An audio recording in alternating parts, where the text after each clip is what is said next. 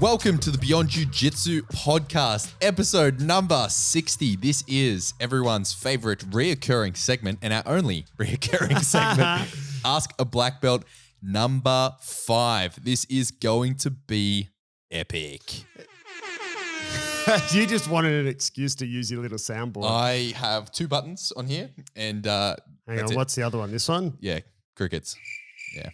You've got 4 empty buttons. You could put stuff on them. Yeah, let's load it up and just, this will be the soundboard podcast. Yeah. Beep, beep, beep. Anyway. It feels like a while since we've done an Ask a Black Belt. It has been a while. Our last Ask a Black Belt was episode 50. 40.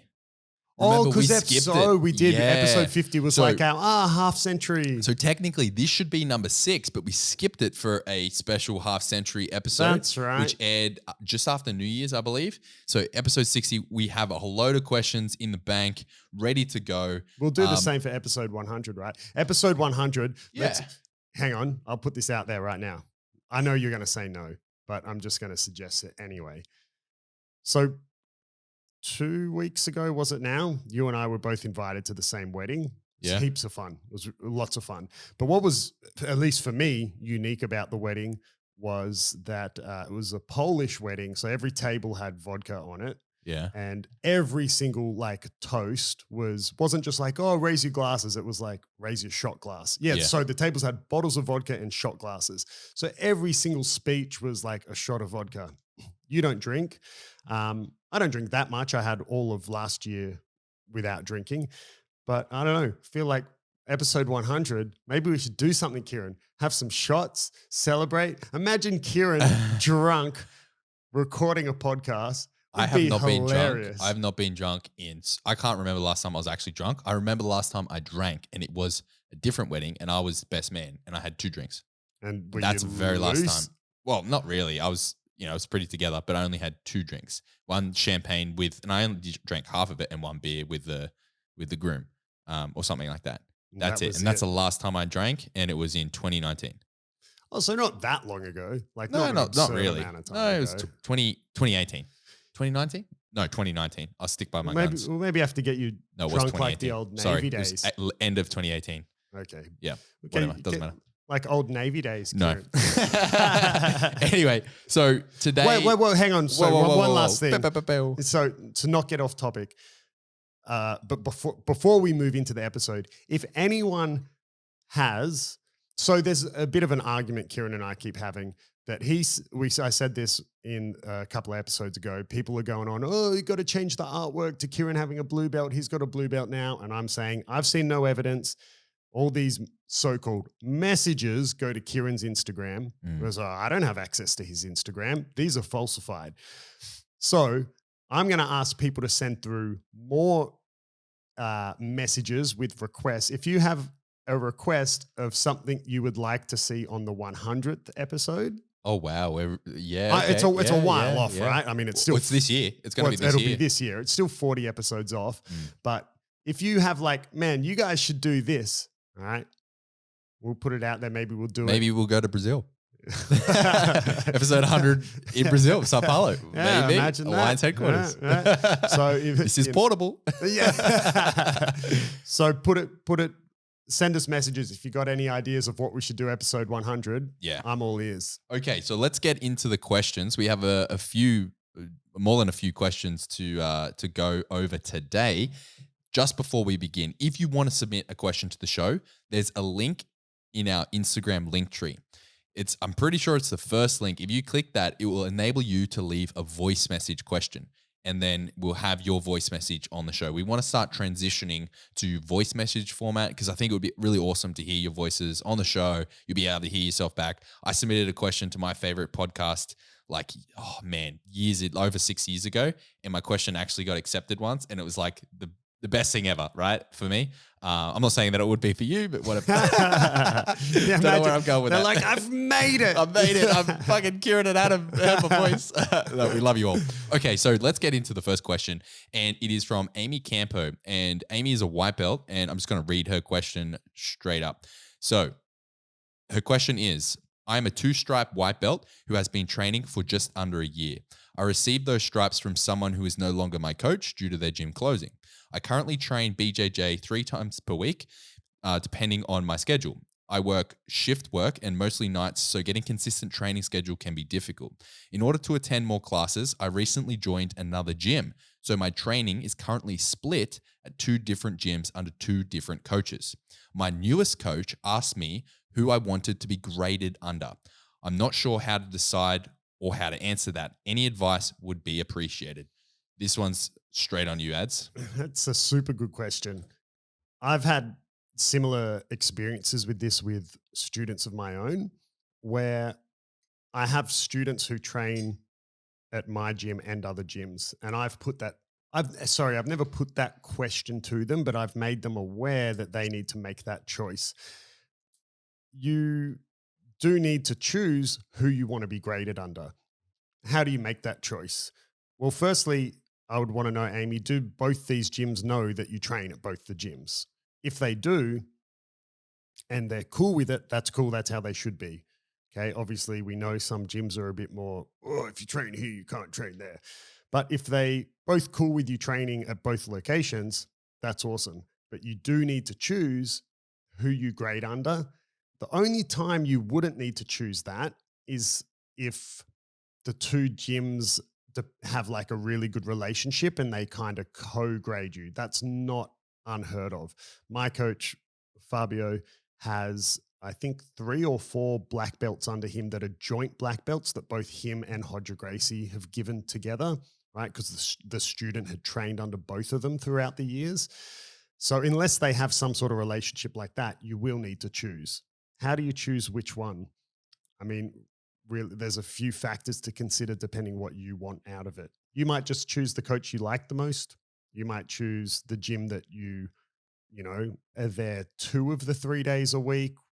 You might choose the coach who has a better name for them and is more credible, because I mean, that can go a long ways. So there's really no right answer. Okay. It's who do you want to be graded under? Who do you feel more connection to? Who do you feel is the instructor that's more invested in your development as a jiu-jitsu practitioner, right? I would, maybe coach A, you really get along with, you have great rapport with them, but they actually don't really give a crap about your improvement as a jiu-jitsu practitioner. And the other dude, maybe you actually don't really care for them as a person, but when you're in the gym as a student, they're super invested in you and your progression. For me, that's probably the more important factor. Like I looked for, when I was choosing where I wanted to train, I looked for the most prestigious and credible, and also gym that had instructors that pushed me. And I mean, actually, I gave a speech at our gym earlier this week, where one of the things I said was to my students, I'm always going to want more from you. I want to see you get better. And if you ever feel like I'm not asking for more, then you should go find a new gym, because it means I don't care anymore. Like I'm always going to want you to get better. So which instructor do you feel is the most try remove all the emotions and go, which instructor is actually more invested in helping me improve? That's who in my opinion you should grade under. But like I said, there are multiple factors to consider, who do you get along with the most? Which gym do you spend a bit more time at? Who gives out blue belts easier? Yeah. Which one's going to fast track me? Yeah. Get that fast track program. So yeah, unfortunately, Amy, there's no instant right answer. And the reality is you're probably going to upset the coach that you choose not to grade under. But I mean, there's no way around it, but take all those factors into consideration and then make that decision. Awesome. Yeah. I hope that makes sense. I'm sorry I couldn't just give you, choose this coach. Oh, it's got to be the first gym that you started training at. No, right? Like, have you ever had someone train under you and someone else and chose the other person to be graded under? Not the exact same situation. So there's 2 situations that happened for me. So one is a student who used to train at a different gym, was training full time at a different gym because he trained at that gym because it was near his office. So he would train in his lunch break. But he lived near my gym, right? And he would train at my gym every now and again when it worked. He's got a family and kids and school drop off and pick up and whatever. So for him, training on his lunch break at this other gym was better. And then I said to him pretty much from the beginning, because he trained like a decent amount with me. And I said to him, like at the beginning, look, you're like, I have none of that. Oh, you train here, you can't train there. I said, you're welcome to train and continue to be graded under that gym. It's not a problem whatsoever. You need to get that? Now my door's ringing. Yeah, Don't worry Kieran's doorbell is like getting buzzed right now. No, fuck it. And so I said, you can continue to train here, train there, and continue to be graded under them. I won't touch your belt or anything. That's fine. It's not a problem. However, if anything ever changes, you're always more than welcome to, like I said, I will always treat you like you're my student. I'll always, like, I've got nothing to hide. I'll always be trying to teach you and help you. But the whatever gym is your gym, continue to train there, grade under them, cool. But if anything ever changes, that's fine. And we went as far he did some privates with me in the lead up to his blue belt test at this other gym. Oh, wow. Right? Like, and then anyway, circumstances changed and whatever. And one thing led to another. And he ended up saying like, oh, I'm going to change and I'm just going to train here. It was more, I think it was just all during COVID and logistics and timetables changing and, not going to the office and whatever. It just all of a sudden I like to think he left them for me. But, I think just logistically it started to make more sense for him. And so he started training just with me, but he told me that. So now like I grade him, right? So he's officially made that change. So I have another student that's the exact same situation. It's even the same gym, like he lives closer to my gym, but he works closer to this other gym. And I've had the exact same conversation with him where I've said, man, you can train here, train there, train both, right? I won't have anything to do with grading you, but if the day ever comes that you want to be graded under me, you're always welcome. But until then, I will always still treat you like a student. And yeah, he hasn't chosen to be graded under me, right? He still trains at that gym. He trains at both, right? And it doesn't bother me whatsoever. But if he ever makes that choice to be graded under me, that's cool. So it wasn't like, I think it'd be different. I don't know. It would kind of suck. I guess it would hurt a little bit if someone started under me and then all of a sudden came to me and said, oh, I'm also training at this gym and I want to grade under them. I would get it, but I would also be a bit like, I'd be a little bummed, but I mean, it's their choice. And longtime listeners would know I'm a big advocate of you don't own your students and it's your responsibility to supply a service to them and they're free to go anywhere else they like.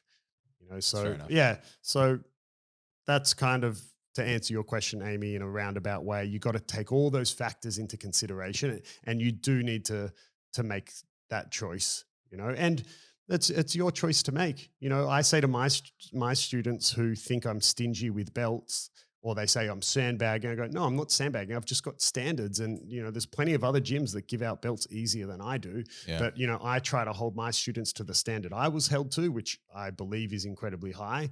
So, if you want an easy blue, purple, brown, black belt, don't come train with me, right? I'm not saying it's not obtainable to get from me. Of course it is. But, so you've got to make shit. You got to make your choice, Amy, and it's yours to make. And if anyone gets pissed off, like, tell them to stick it. Sambar, bro. So next question is from Anthony, who is a 4-stripe blue belt, and Anthony asks, "What is the ideal training volume of a higher belt?" Another good question. I mean, how? What is that higher belt wanting to achieve? The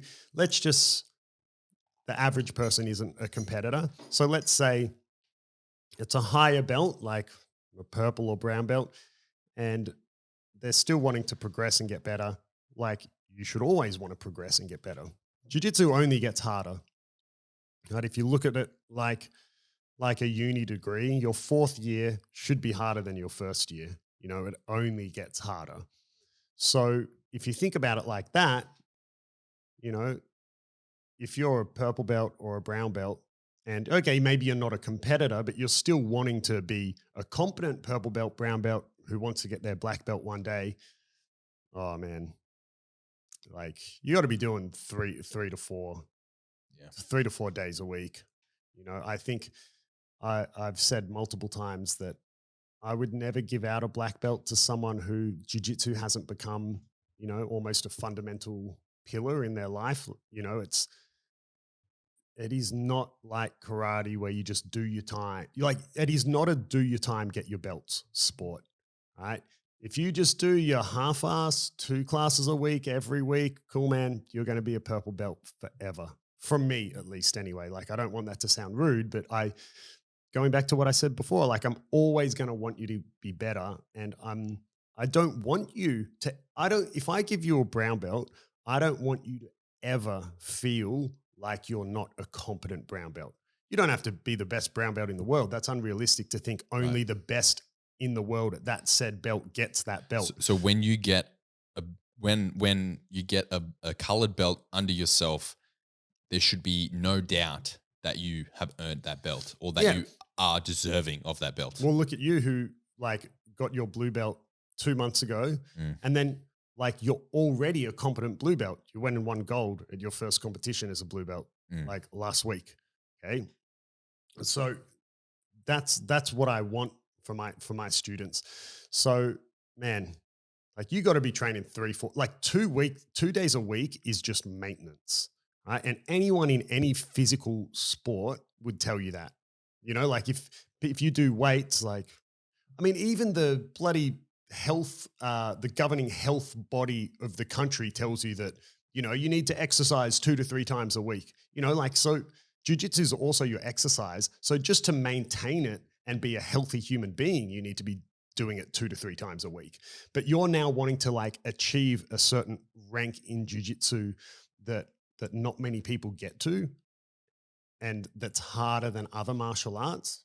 Man, 3-4 times a week, and they should be proper training sessions, like not your little measly hour class. They should be like 2-hour class. Like when I say train, like for me, a training session is minimum 1.5 to 2 hours.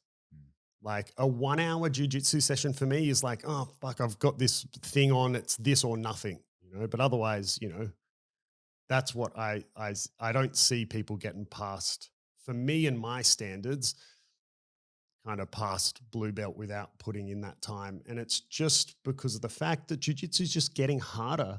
Like it's evolving so much, man. Like it's so, it, you can't just half-ass it. Like it's a really, really hard sport, and there's so much to learn. You need to put in the time and the volume. Otherwise, it's just not enough like hours in the day or weeks, days in the week or whatever. You got to do a huge amount of volume to be getting, more than I used to do almost. Like, when I got my black belt, it wasn't that long ago. It was 3.5 years ago. But even then, the standards have already changed from then to today. It's like every year the standards are getting higher, which means you have to do more, train more. Like I always give stupid analogies. Like if you're not racing go-karts when you're a 3-year-old, you're not making it into Formula One. Like that's the reality of, the best tennis players, the best golfers, they're doing it almost before they can walk, and jiu-jitsu is on that trajectory as well. So yeah, a lot of volume, Anthony. In the comp last weekend, we haven't really talked about it. I'm sure we'll talk about it in a future episode. But I, in absolute division, came up against a 17-year-old, and afterwards, I was just talking to him. He won his division, and I won mine. Then we faced off in absolute, and I asked him just in conversation, like, "Oh, how long have you been training?" So I knew he was quite young, and he goes, 6 years, and he's 17. Right. And I'm like, and you've been training for 2 years? I mean, we had lockdown, right? So yeah, less than I'd say actual training time, about a year. Actual time, just under 18 months, including lockdowns. Yeah. The 17-year-old who's been training for 6 years. Yeah. And I was like, damn. I was like, how old are you? And he's like 17. I'm like, fuck. I hope I didn't offend him, but I was like, man, when you're like in your 20s, you're going to be an absolute killer. Not that you're not, but you're going to be a beast, dude. And he's like, yeah, cool. Yeah. So, I mean, It was a tough okay, match too. not everyone wants to be a competitor and not everyone wants, but like it comes a point where it's pass or fail. Like, I don't know if we spoke about this on the podcast or if you and I were just having a conversation, but you know, you being a ex navigation officer in the Navy, and you were telling me about when you part of your job used to be training trainees, and there's a particular exercise or test or whatever that you would get to that was, to put it simply, oh, if you fail, like you're kicked out of the Navy, essentially. Like this is make or break, right? And life gets to those points. There's certain things that if you don't pass, like, sorry, it's not like you get kicked out of jiu-jitsu, but you know, it's like, well, you don't, man, I can't give you that belt. Like I can't pass you until you do whatever, you know, and jiu-jitsu is really hard. And it's a bit more vague than that because it's subjective and it's at the instructor's discretion. But I only, you know, I'm not saying that when I tie a purple belt on my student that they need to be able to make podium at Worlds instantly. But I mean, I never want you to feel like you're not a legitimate purple belt when I put that belt on you, or I want you to know that, and I want you to feel like you've earned it and that you're proud of it. And there's not doubt in your mind. 100%. So a huge amount of volume, unfortunately. So or fortunately. To summarize, obviously depending on your goals, but talking to the everyday person, if you want to be training at the level of a purple belt, etc., you need to minimum be doing 1.5 to 2 hour sessions per week. That's what I would say. That's a starting point, and it goes up from there. Yeah. Depending on your goals. If you want to be a successful competitor, you know, you need to be doing a lot more, 2 a day. I mean, there's just no buts about it. Yeah. You know, you're a rock climber. You want to climb a harder rock face, and you got to train more. Like that's just how it is. So next question. Thanks, Anthony, for that question. Next question is from Alex, who is a blue belt. And Alex, this is a personal one for you, Adam. Usually I've read these questions ahead of time. Yeah. But I have not read. You've not seen a single one. I haven't seen any these of are completely authentically blind, but this is a good question. What was it like training with Bernardo Faria? Man, it was awesome. Bernardo's like, anyone listening who's like, who's that? Bernardo Faria is you probably know him as the BJJ Fanatics guy. He co-owns that, right? It's a huge honor. I don't know who he owns it with, but he's not the sole. But he's a part owner. Yeah. He also has his gym in Boston, and he's a 4-time world champion. Right. So, man, Bernardo is pretty much exactly how he comes across online and in his videos. And he's just like such a lovely, nice person. And it's quite funny actually, because I'd never met Bernardo, but the city that Bernardo is from is a city called Juiz de Fora, which is like 3 hours inland from Rio. Okay. The city that Bernardo is from is the same city that my wife's from. Oh, okay. So when I first went, the very first time I went to Brazil was just like on a holiday on my way to Canada.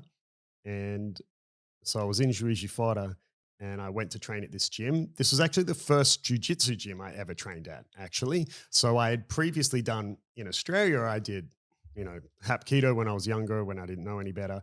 And then I got into Muay Thai and realized I don't like getting punched and kicked. And then I had a friend of mine who was a white belt, and then UFC and stuff. So we would like a lot of people, I think, who kind of just like wrestle, but don't really know what they're doing. Yeah. And I knew I wanted to get into jiu-jitsu, but I was saving money to travel and everything. So the first jiu-jitsu gym I actually trained at was this one in Juiz de Fora, which turned out to be Bernardo's gym, right? So Bernardo's not actually a black belt from Fabio. Bernardo's a black belt from this guy called Ricardo Marques in Juiz de Fora, and the team is Brazilian top team. And I already knew I was moving to São Paulo to train with Fabio. And Bernardo was already a world champion at that stage. And Ricardo had back then all the photos of all his black belts up on the wall. And Bernardo was like a superstar to them because he was like, man, Bernardo's like a world champion. He's from this gym. You know, it wasn't like Fabio's gym that's full littered with world champions. And yeah, so I trained there. And I think Bernardo he was already living in Sao Paulo at this time because Ricardo, you know, with Bernardo had all these goals to be world champion, and Ricardo's the one who kind of pushed him and was like, man, move to Sao Paulo, train with Fabio and everything. And yeah, Ricardo had came and visited. And I remember I met him and I was like, oh, I'm going to be moving to Sao Paulo, blah, blah, blah. And then, yeah, I ended up moving to Sao Paulo and training with Bernardo. And man, like it's super hard. I used to always get put in groups with Bernardo and Leo Nogueira. And just because I was tall, but I was not as heavy as them. I mean, nowadays I walk around like pretty close to 100 kilos, but back then I was, you know, you competed at 88. Yeah, right? I used to fight 88 in the gi. So I was like down at like 86 kilos. And Bernardo and Leo were like big 100-kilo guys. And I was a blue belt and they were heavier than me and already black belt world champions. But I would always get put in their group because I was big. And, you know, I like to think I could give them some difficulty, but you know, probably not. And man, it was heaps of fun. I remember one time I was rolling with Bernardo and I was in his deep half guard and rolling with Bernardo is super fun. Bernardo is, I mean, I haven't trained with him for years, so I don't know what it is like nowadays. But in the gym, Bernardo is like, you know, he tries so many things. Like he's so humble, you know. Bernardo doesn't. And I believe I've heard him say this before. He doesn't care if like a white belt taps him. Like in the gym, he's really like of that mindset. Like, man, it's just training. Like take risks, try this. Like we're training, you know. And then when you go compete, okay, now it's competition time, you know. And so rolling with him's super fun. And I remember one time, like I was in his deep half guard, and I'd been working on this like pass for deep half guard. And like as he went for the sweep, I changed like and passed straight to knee on belly. And like didn't consolidate it, and because Bernardo was just like hell no, and just like picked me up and swept me, and you know, for him it was probably wouldn't even remember it because it was just some just a roll with some blue belt. But for me, I remember that moment, and yeah, man, it was so nice to train with him, and he really is in person like he comes across in the videos. Like he's just always smiling, really friendly person. You know, was always happy to answer any questions, like any technique questions I might have had. And, you know, he's just a dude. I remember like he also when he started, he doesn't do it so much anymore because he's more into the instructionals. But if you remember, he used to always post YouTube videos. I was going to mention that. I was going to bring that up. Yeah. Where he would like post a technique, like someone teaching a technique. He still does. And it was kind of when he first started doing that was similar to when I got my black belt. And I remember, you know, it was a huge honor for me, you know, when he was like, oh, Adam, like, can you come teach a technique for my YouTube channel? And I was like, holy shit, Bernardo's asking me to teach a technique for his YouTube channel. And then it was almost came full circle. You don't say that when I ask you to teach a technique on my fucking YouTube channel. You should be like, holy shit, Kieren wants me on the YouTube channel, I'm famous. But it was funny because it kind of came full circle because the technique I taught is like an Ezekiel using the lapel from Mount, which, you know, more recently Andrew Wills from Daisy Fresh showed the same choke when he was with Bernardo. And Bernardo was like, wow, that's amazing. He always says that. And I was like, fuck you, Bernardo. I already showed that to you. Well, I've never seen this before. Yeah, but it wasn't even that like, I was like, oh, I showed Bernardo, you've seen that before. I taught it to you. No, because who taught me that choke? It's fucking Bernardo. No, it was Bernardo's first coach, Ricardo Marquez, back in Brazil. Like, so that choke that I still do to today and love, I learnt originally from Bernardo's original instructor in Juiz de Fora in Brazil. Fuck, no way. So like, you know, when I showed it to Bernardo, I remember being like, yeah, man, Ricardo taught me this, you know, just off camera when we were just, talking. So like when Andrew Wilson showed it and I was like, wow, man, that's amazing. I was like, fuck you, bro. It's like, I did that. I already did that joke for your YouTube channel and I learned it from your coach. So I know you know it. I'm going to find that video, jump in the comments, link your video and be like, hang on a minute. I was doing some research and the great and powerful Adam Childs. But no, like I will say, if you haven't seen Andrew Wilson, it's the exact same choke, but just some of the details of the way he explains it and sets it up, is different to the way I do it. And that's, one of the things I love about jiu-jitsu is when I, like, for example, that choke, if I come across some other instructor or whatever, I'll ask them, oh, how do you do this choke? Because they might have, even though I know how to do it, like they probably do it different to me. And that's what I love about jiu-jitsu. They may have a small detail. Yeah. Like so many. I was just on that. I was watching you talk to, I can't even remember who it was in the gym yesterday at lunch, and you're talking about maintaining side control or something along those lines. And then you've probably given this detail so many times, but for whatever reason, I was just paying attention, listening to what you're saying. And you're like, yeah, you really have to grab the shoulder and pull down to maintain. To probe it, yeah. And I saw that and I was like, oh, fuck me. That is a detail I have forgotten. And that is why my side control sometimes isn't as strong as it could be. And I can't pin the shoulders. And then I started implementing it straight away. I'm like, yeah, okay, we got this back. Look at that. It's so funny. Like these small little details and can make a big difference. Yeah, they really can. And I remember when you've said this on the podcast before, but even to this day, if you were to do a hip escape for Fabio, he'd be able to give he'd be able to correct your technique and give you some detail. And it's those tiny little details. When I've seen you teach a technique, maybe for the third or fourth time, or even the second time, and I'm like, oh yeah, okay, I remember this. And then I remember going through a different mental process because I don't have to focus so much on the concept. I can then narrow in on those details and be like, okay, I keep getting stuck in this position trying to do that technique.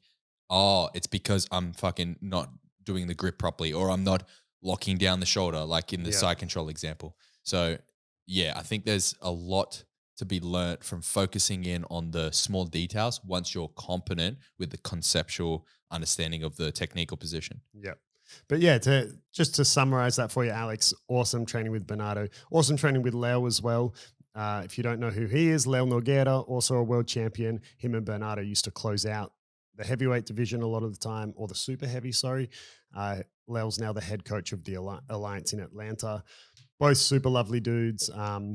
Actually, one of my students, Ollie, recently messaged Leo on Facebook being like, Really? oh, hey man, I'm watching your instructional. I have a few questions. And, and he wrote him back and helped him and even recorded a video explaining it. And then Are you serious? And then Ollie was like, oh, he sent him a photo of me and Ollie. He's like, oh, I train with Adam. And he was like, oh yeah, cool, no way. And, so they're both lovely dudes, but yeah, Bernardo is exactly how he comes across on camera. That's the beauty of jiu-jitsu as it stands at the moment, because it's growing, and we always talk about that, and everyone understands that it's growing rapidly, and one day, it is going to be a lot bigger sport. But comparing it to something like Formula One or golf or something with the top athletes are on a pedestal and they're untouchable. Yeah, like you can at the message moment them. They're still accessible. I mean, I sent a dick pic to Gordon Ryan and he sent one straight back. I bet he did. Yeah, I mean, currently these people are still accessible. Yeah, which is such a beautiful thing, because other athletes, you message them, they have a social media team managing. They're not gonna reply, and even if they do, it's going to be a canned response from a social media manager or even a bot. Like, but it's so awesome that they would message back. And I think I mentioned this on the episode where we're talking about how to get the most out of doing private lessons. And I said, if you did a private lesson with like a well-known jiu-jitsu athlete and you emailed them for like feedback, they might respond. And then it's funny that Ollie was watching an instructional and got a response. That's beautiful. I think that's great. I think that's fantastic. Cool. Thanks for the question, Alex. Next question is from Job Pasta. This is a question off of Instagram. This is I sort of warned Adam that there was a very, should we say, like curveball. Okay, you called it a joke question. It's funny. It's funny. Okay, so here's the question: gorilla versus grizzly bear. What's their method of winning, and who ultimately wins? Gorilla versus grizzly bear. I used to watch these old Discovery Channel shows that were like, there was a series, I can't remember what it was called, but I remember one of them was like something like, polar bear versus crocodile or something like that. And they built all these contraptions to like see what would win. Oh, that's funny. Grizzly- So let's establish some parameters here. Let's say we're talking about a silverback, like a big male, Yeah, totally. and a male grizzly, Yeah. just to level out the playing field. Yeah, I don't know. Cause like I've seen grizzlies in person, but never like really up close. Whereas I've seen silverbacks up close. Really? Like, well, yeah, just at the zoo. I mean, like, Oh, it's right. not like, like, cause like they're a bit more active than, bears are kind of like when you go to the zoo and you see a lion sleeping over in the back of the enclosure, like I've never seen a grizzly up close, but I've seen silverbacks like walk really close to the glass. And I know how crazy strong, and I don't know, man, I'm going to give my money on the silverback, and I'm going to say, how does it beat it? Actually, I don't know, man. Yeah, it's hard. That's a hard one. because like I like to think like, I mean, what's a silverback going to do? Like choke it? No, like It's going to like beat the fuck out of it or try to. Like if it was to win, it would be just like, ripping it. Yeah. Beating it but up. then it's like, It's a fucking those grizzly, bears bro. have got big claws and very sharp, big teeth. But I mean, gorillas have pretty sharp teeth as well. I don't know. I'll say one of the most, I don't want to like say it like it's harsher than it is. It's not traumatic, but I remember watching a documentary and it was these, I don't know if they were gorillas. I think they were just chimpanzees, which compared to a silverback are bloody tiny, right? It does still fuck up a human. Dude, so strong. Yeah. And it was that they were hunting other monkeys, right? And what they would do is they would send a squad up into the canopy and they would chase the monkeys, but they would already have another squad of the chimpanzees like further down in the canopy. So they would get sandwiched and then they would have chimpanzees on the ground to like, That's so coordinated. super coordinated. And I remember seeing the footage and actually like, I really like nature documentaries, but none of when you see like the lion chasing the wildebeest, like I always want the wildebeest to get away, even though it's like, yeah, but the lion's like literally starving to death, you know? Like, I don't know. I just don't like seeing the actual killing part happen. And anyway, the monkey fell out of the tree and the chimp grabbed it. And man, you could like the monkey was looking straight at the camera and you could see it like it was like like something out of a movie scrambling, trying to get away. And the chimp just like grabs it by the arms and just like rips it in half. Yeah. And it's like, and that's silverbacks are like twice the size. They're huge. Like I have no idea what, metrics they can actually like strength they can actually produce, but I don't know, man. I know grizzlies are fast too. Like they're big and strong and let's imagine it's in anime form. Yeah, I'm gonna say the silverback like rips the grizzly's arm off. I'm actually I started thinking when I first read the question, I started thinking leaning toward the grizzly, but as I sort of dissected it, I think the gorilla's got it. The reason I think the gorilla's got it and the method of winning is because let's assume they're similar-ish in weight. Maybe the grizzly has a little bit more weight. I'm assuming. Maybe. Yeah. They're probably similar in strength. Grizzly, has those hectic claws and, a fucking crazy bite. But the gorilla is probably more, it's more limber. It's got arms. It doesn't have like fucking 4 legs. It's got fucking arms. Yeah. So I think it could like hold on, grab, thrash, grab the neck, pound the face. Go for a scarf tie and fucking ground and pound that bitch. And I've seen King Kong, so I mean, yeah, exactly. So hang on, that bitch can catch planes. Just before we move on, let's go. Are you actually going to Google it? Because that's cheating. Well, no, I just want to see the weight of a silverback between 300 and 500 pounds. Okay, which would be what in kilos? Pounds is like 2.2. 300 to 500 pounds is like, I don't know, 200 kilos. Wow. So the grizzly has like a fuckload of weight on the silverback. I think they're like a ton, aren't they? I have no idea. That seems like a big animal though. Holy shit. Grizzly bears weigh upwards of 700 pounds. Oh, okay. That changes things. The males are heavier than than the females and can Right. weigh up to 1,700 pounds. Holy fuck. I might need to That's rethink 770 kilos. Holy shit. So it's 200 kilos versus 700 kilos. Okay, I've changed Holy mine. crap. I'm going for the grizzly. Holy crap. Hang on. So for some reason in my mind, I was imagining like a similar so size. 500 pounds is 226 kilos versus 700 and Does that change your answer? Man, that's 3 times the weight. I mean, I roll with someone who's like 5% heavier than me. This is 300% heavy. Oh man, I don't know. I might give it to the grizzly. That's like a very big weight deficit. Fuck it. You know what? I'm back in the underdog. I'm sticking with the gorilla. All right, next week on Kieren's YouTube, you're gonna see the grizzly. Oh man. Okay, so next question is actually I'm going to hijack this a little bit because I have a couple questions that I wanted to ask you. Oh, a little bit selfishly. So this question's from me. How often would you? Okay, this is obviously me asking, so tailor it to me, I suppose, and the audience understands that I want to compete regularly, et cetera, et cetera. How often should I be competing realistically? Realistically, Yeah, within a bracket. 6 comps a year Okay, cool. is a good achievable number. I mean, you think the number 6 and you go, that's not that many, but let's double it and say 12 comps a year. That's one a month. That's 1 a month. That's a lot. If you imagine that you usually need, let's say, 1 week of prep, not as in like a training camp, but usually like you need that the week of the competition to sort of, make weight and mentally prepare and whatever it is.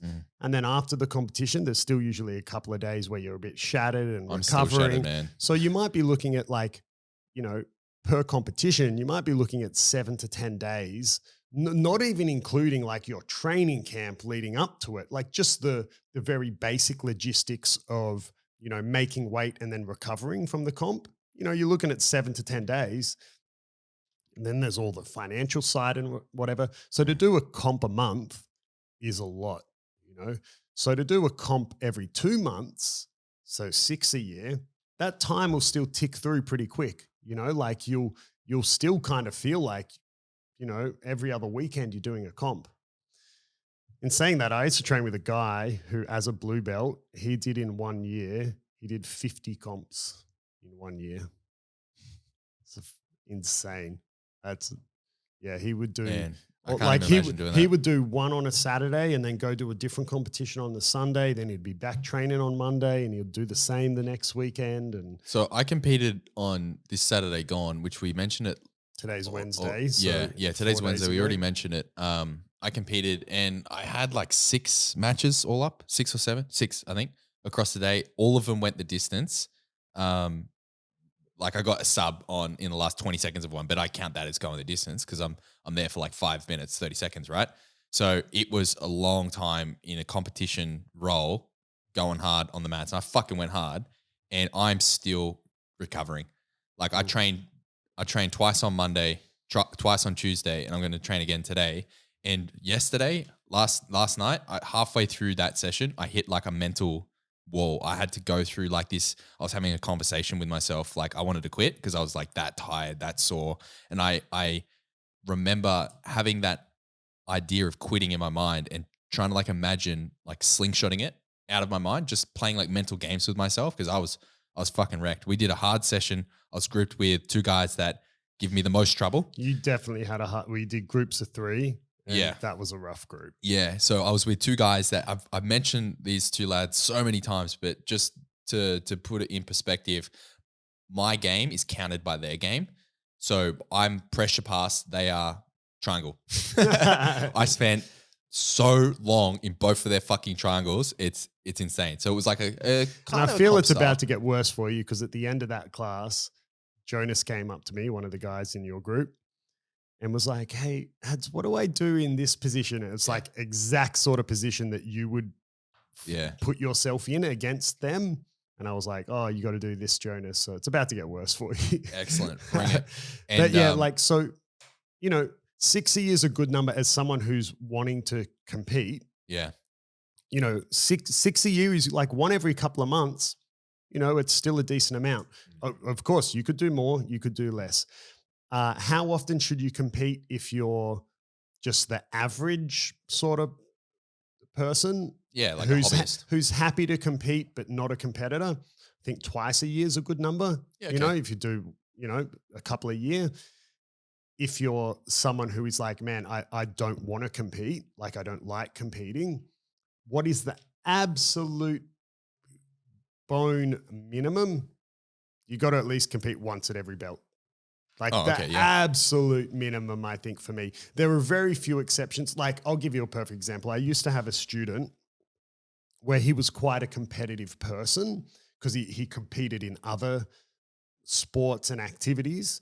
I think he used to compete in breakdancing, so he was a competitive person, but he refused to compete in jiu-jitsu because he was like, man, like, he's like, it's not like I'm against competing and I'm not competitive. He's like, but that's not why I do jiu-jitsu. He's like, for me, this is my de-stress and this is my therapy and blah, blah, blah.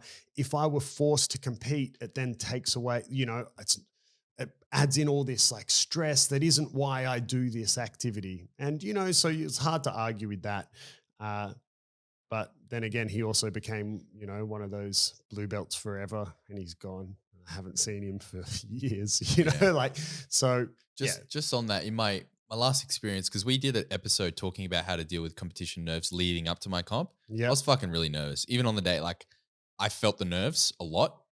Even though I said, I had no expectations, which I didn't. Did you take all those beta blockers that I gave you? All those steroids? No. So, but about halfway through the day, I think just after my absolute division, somewhere around there, I thought to myself, going into the no-gi, I wasn't nervous at all because obviously I was like in the thick of it. And it's like, I don't give a fuck. Like, who cares? But then again, I'd already done well that day. I'd already podiumed twice. And I was like, going into no-gi, like, fuck it. I could lose first round and you're still coming away victorious. Yeah, I'm still coming away victorious. I achieved what I wanted to achieve. Like, I'm not nervous at all. I stepped on the mats for my no-gi match. I wasn't nervous. Like, the whole time I was fine. I, rolled pretty smart, but hard, lost, but another story. Did any of the things we spoke about help? Yes. In my mind, oh man, I wasn't really going to talk about this on the podcast, but I mean, the odds of my first competitor listening to this, very low. My first match of the day was against a guy in my weight at gi, and he actually had a match beforehand. So I had a walkover. Well, it was actually I was meant to compete, but I was a walkover. Oh, right, so the guy didn't show up. I actually ran into him later that day. Long story short, he was late. Right? Unfortunate. And Fabricio, who we've had on the podcast before, who is the owner of Alliance Northern Beaches, he was there watching, and we were sort of watching the match, and he was like, he just goes to me, man, this guy's got nothing on you. Like, you gonna fucking pump him. Like, this guy, like, he was stalking me out, but he was like, this guy's shit. And I'm like, okay. And I went out, and it was a complete one-sided match. I think I won by like 13 plus points, something like that. I was unable to get the finish, unfortunate, blah, blah, blah. But the point of the story is I remember just playing these mental games that we were spoken about. I was looking into this guy's eyes when he was on the bottom, and I had him in a mounted triangle, something like that. And I remember looking at him, looking at his face, and just thinking to myself, bro, you don't want to be here. You don't want this. Like, you don't want this, bro. Like, this is going to get worse for you. I just had to play that game with myself. And there's nothing against him. Lovely guy. Ended up chatting with him after. Awesome dude. But I, had to play that game. Like, I'm going to win. I'm fitter. I'm stronger. I'm looking at you. You don't want to be here. I can see it in your eyes. Like, it's the end. And, and that's what I had to do in the moment to get going. Because I've had matches before where in the back of my mind, I have that thought of not like quitting, but sort of not doing what I know is required. You know what I mean? It's kind of like before, if you're doing hill sprints or something like that, after your first couple of hill sprints, you look up at the hill and you're like, fuck, am I really going to go 100% or am I going to run 80%? In your own mind if you're giving it your all or you're not. And I've had moments on the mats in competition scene where I know that I'm running up the hill, like I'm sprinting, but I'm only going 80% because like, I'm mentally a little bit defeated. So I'm really trying to fucking weed that shit out. And I'm rather defeated just by the fact you said hill sprints. Yeah. I hate them so much. Yeah, me too. So much. Yeah. And I have one more question to All close right. it out, and then that's it because we're already a little bit over time. Um, if so, it's a competition related question. If you are competing in the same bracket, same weight as a teammate, and you close it out the bracket at the semifinals or the finals, let's say finals, because I think I know your answer for semis. What do you think? What would you want to see as a coach? What do you want to do as a competitor? And what do you recommend that those two people do if they close out the bracket and meet in the finals? Should they roll? Should they compete for it? Or should they have an agreement between themselves? Yeah, I've competed against teammates before, and it's a bit weird if you train with them a lot. But I think for the fans, it's way better to have them fight. Mm. I mean, it's hard to make excuses not to fight as teammates when the bloody Hudalo brothers fought. It's like Yeah. not only are they teammates, they're brothers, and they fought like maniacs. Like that was not a staged match at all. I watched that one. That's good. But some of the options. What would I want to see as a coach? Oh man, I don't know. I don't really care either way. Whatever works for the athletes. But I've seen a few options. I've seen teammates rock paper scissors for it. I've seen teammates who more frequently close out together. They'll have an agreement where they just take it in turns. Who gets the win? I've seen agreements where, okay, this person gets the win on paper, like as in they stand on the top step of the podium, but when it's all said and done, I take the gold medal home and they take the silver home. So it's like, a bit of 50-50. So, I mean, and yeah, I've seen teammates fight. All those options are valid. For me as a coach, I don't really care, whatever works best for them. Me as an athlete, I don't know. I've only ever fought my teammates. I can't remember if I've ever closed out with them. I don't think I have. I think I've only ever fought my teammates. I didn't really care for it. I like training with them, but I don't. Yeah, it's not for me. But yeah, as a coach, I don't really mind. Whatever works best for the athletes. Right. I'm leaning toward not fighting them, depending on the competition. Obviously, this is never going to happen. Some comps don't let you, like ADCC. You're not allowed to close out. If you close out and you don't fight, they penalize you. And if they think that you're fucking around, they'll DQ both of you. So notwithstanding that, if it was a big comp like Pan Packs or some like comp that we both like actually wanted to win, I'd be like, okay, like, have that conversation. Do you want to fight? Like, this is a big comp. We obviously both want to win. We've worked hard to get here. Let's just fight. Like, fuck it. Even though we probably both know who it's going to favor, but whatever, you just fight and go for it. If it's like a local comp, like the one that I did on the weekend, I don't think I would want to fight. To be honest, for a local comp, like, fuck it, I'll just go like, hey, let's rock paper scissors. Or if you really want to do it and you're prepared to fight for it, you can sort of take it or whatever. Well, that's like the conversation I had with a guy. I think it was in the semis though, and I was like, "What are you going to do? Do you want to fight?" And I was like, "I really want to win." Like I want to like win gold. He was like, yeah, I really want to win too. I was like, all right, let's just fight, and we did, and I won. But, but actually I think this guy, Huffer, one of my best training partners, I think the last time we rolled, Huffer for me would kind of be like you and Toby, who like, it's just like a war and it can go either way. I think the last time we ever rolled, before I left Brazil, I think he tapped me. So that's unfortunate. Yeah. Because we would always have we would always know who won the last roll. Right. So then that person would always be like coming for you. Yeah. Because like last roll I had with Toby, he fucking smoked me. And the roll before that, he fucking smoked me. So he's got like 2 or 3 up on me at the moment and I'm not happy about it. But the question is, because, Toby and I are same weight, we're both competing soon. And I mean, this is very presumptuous. We've gotten sort of close to closing out a bracket once, but I fucking lost it. So I'm just thinking if it happens over the next year, how are we going to approach it? And I'm thinking that, we'd just like rock off for it. That would be my preference, unless it was like fucking Pan Packs or something. So that was why I asked. Whatever works best for you guys, really. Yeah, it's a good problem to have either way. That's right. Yeah. Yeah, it's better than like losing in the first round. Yeah. You know, and then you don't even have to have that discussion. then. Exactly. Yeah. But we'll leave it there. If you have a question that you want to submit to the show, as I mentioned in the intro, the first link in the link tree in our Instagram bio is where you find a way to submit audio questions. So we really are pushing the audio agenda, or if you really don't want to, send us a message and we'll see. But thanks everyone for submitting the questions to the show. And until next time, it will be episode number 70, and that will be Ask a Black Belt 6. Yeah. So get your questions And in don't because it goes forget, quick. if you've got any suggestions for our 100th episode, Yes. Also submit those, and they can be in the form of audio. That would be pretty funny. But thanks again for listening, guys. And check us out on Instagram at @BeyondJujitsu_podcast. Until next time, bye.